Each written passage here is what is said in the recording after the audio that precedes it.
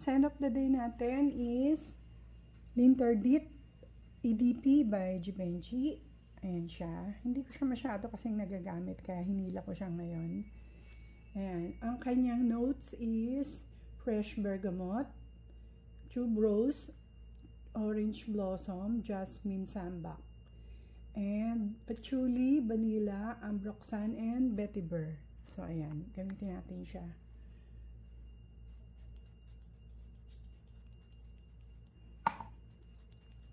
Yan, ang bango. Heavy sprayer. Tapos, sa buhok din, dadaanan ko lang.